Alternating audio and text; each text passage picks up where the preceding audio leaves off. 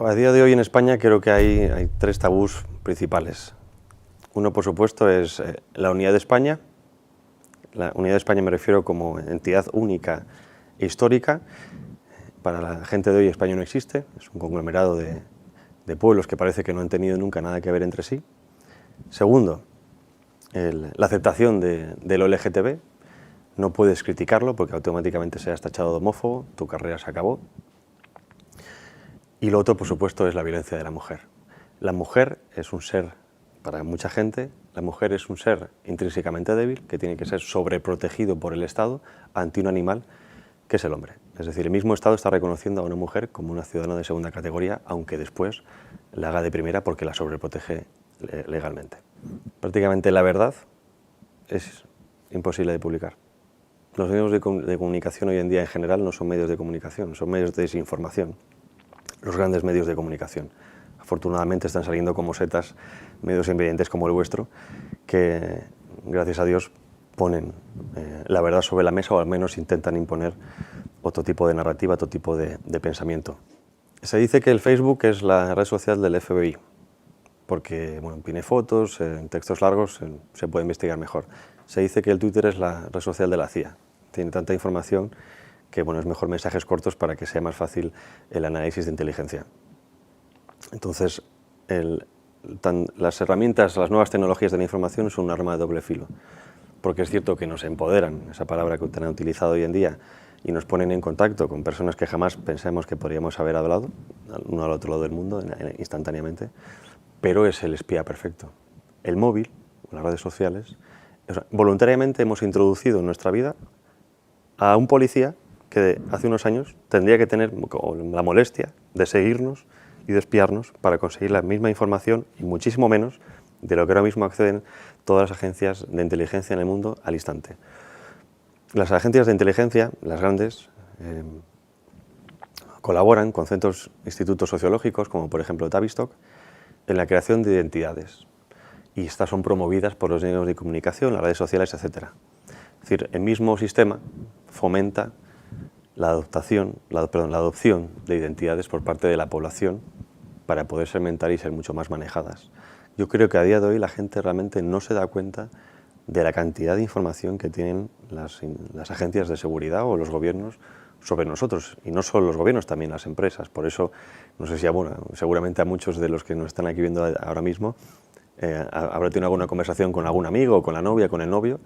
Yo que sé, por ejemplo, oye, nos vamos de vacaciones a Mallorca. Poco después te vas al móvil, te vas al ordenador y te encuentras con que la publicidad que te sale es que viajes a Mallorca. Estamos siendo continuamente espiados. Y la gente no se da cuenta y la gente publica todo. Y cuando digo todo es hasta a sí mismo desnuda, vídeos sexuales, todo eso queda ahí. Y todo eso sirve para crear un perfil. Y el día de mañana, si eres una persona incómoda para el sistema, sacarán algo que les interese y lo sacarán a la luz. Por eso, por ejemplo, estamos viendo como últimamente, desde hace unos años, hay tantos y tantos y tantos casos de corrupción y de escándalos que, ¿por qué están saliendo ahora? Porque interesan a ciertas personas dejar caer pues, ciertos políticos, ciertos empresarios, ciertos rivales, para crear una nueva realidad que interese a aquellas personas que han hecho que esas personas caigan. El auge de las redes sociales ha creado un paradigma interesante y es que a pesar de que tenemos acceso automático a prácticamente todo tipo de información, la gente cada vez cree menos en esa información. Esto también, si lo extrapolamos a los medios de comunicación tradicionales, han perdido toda la credibilidad, porque ya han dejado de ser un medio de comunicación a ser un medio de propagación de informaciones, bien sean políticas o económicas, dependientes de un interés. Además, se manipula abiertamente. Vemos el caso de Trump, campañas con Trump, Orbán, o como tú has dicho, cualquier idea conservadora automáticamente es difamada por estos medios. Además, hay otra cosa curiosa, y es que ahora mismo, por ejemplo, en el caso de Facebook, que desde la Unión Europea se le incentiva al control de las famosas fake news, de las noticias falsas, está precisamente controlado, el fact-checking, que se llama, el control de noticias falsas, por organismos o bueno, empresas como Neutral de Ana Pastor, que están a su vez financiadas o patrocinadas por gente como George Soros. Es decir, vemos cómo el sistema se acaba de blindar a sí mismo. Ha creado un problema, que es las fake news, muchas veces difamadas o publicadas por servicios de inteligencia o por intereses como por ejemplo los de George Soros para destabilizar un país, que generan una situación concreta que después ellos mismos plantean la solución al mismo problema que ellos han creado. Entonces, Juan Palomo, yo me lo guiso, yo me lo como. Creo una información falsa, genero un problema, por ejemplo el de Cataluña, digo que es Rusia, cuando soy yo.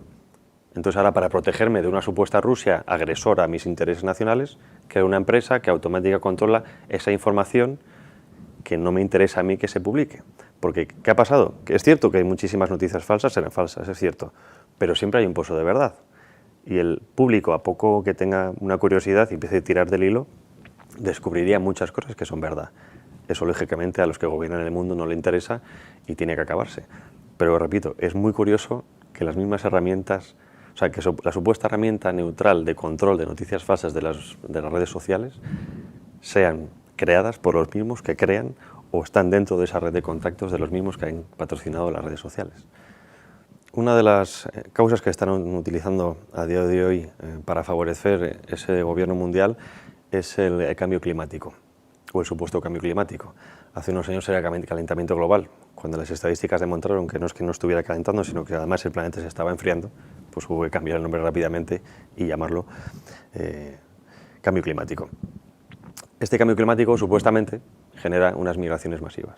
Entonces, esas migraciones masivas generan conflictos locales, bien sea por el flujo de personas que pasan de un país a otro, como por ejemplo los refugiados de Siria a Europa, o bien sea porque esos refugiados se quedan en un país, como por ejemplo en Turquía, y hay que atenderlos en masivos campos de refugiados, en donde muchas veces son campos de muerte. Esto genera problemas que sirven a ese famoso gobierno mundial para promover o proponer sus respuestas y así poder hacerse cada vez más y más y más con el poder. El ciudadano medio no sabe realmente, yo creo que no sabe y espero, bueno, me gustaría que no fuera así, pero yo creo que no sabe realmente cómo está configurado el mundo. Hay muy pocos gobiernos o muy pocos políticos creo que son verdaderamente independientes a la hora de gestionar un país, ¿no? Entonces, cuando ese gobernante recién elegido, por ejemplo, va a organismos como Naciones Unidas y se da cuenta del aparato burocrático que está ahí, que poco a poco es como un gigante, pasos de gigante, muy lentos, pero muy firmes, ¿no? En este caso, por ejemplo, el Pacto de Marrakech de Inmigración, en el que países de todo el mundo prácticamente estaban de acuerdo en que hay que favorecer la inmigración masiva que destruya dos tipos de gobiernos o de países. Primero, del que se van, porque estamos llamando que toda la potencia humana, el potencial humano, la mano de obra, la gente joven, los futuros líderes del país, muchos migran buscando a otro país, y luego el país que recibe, que no es capaz de soportar lo que supone millones y millones de personas, porque no es capaz de darle trabajo, porque no es capaz de darle sanidad, porque no es capaz de darle educación, y al fin y al cabo, por lo tanto, no es capaz de integrarle. Esto genera disensiones internas que favorecen las políticas integristas a nivel mundial. Es decir, digamos que ahora lo local es un problema porque desestabiliza al mundo, por lo tanto el mundo tiene que absorber lo local para poder acabar con ese problema. Desde el año 95, en la Convención de Pekín, se empezó a implantar la ideología de género, la política de género, la igualdad LGTB, la igualdad de la mujer, etcétera, etcétera. Entonces, todo esto que bajo una bondad narrativa se esconde, lógicamente, la intromisión en las políticas de los países. Porque estamos hablando que son políticas obligatorias. Estas políticas se convierten en políticas de derechos humanos. En Naciones Unidas, cada 2 o 3 años, los países tienen un examen de derechos humanos en el que tienen que hacer un informe del estatus de cómo se encuentra ese país. Yo que he estado viajando a la ONU bastante, bueno, he estado estudiando todo el tema de la ONU bastante últimamente, hay una cosa curiosa, es que, por ejemplo, países como, por ejemplo, Dinamarca, más del 97% del tiempo aplicado a defender los derechos humanos a nivel mundial y en su país también, están sobre todo focalizados en las minorías LGTB. Es decir, que prácticamente no importa ya nadie más ahora mismo en derechos humanos que la defensa de estas minorías. Y la promoción, el objetivo de esto es la destrucción de la familia.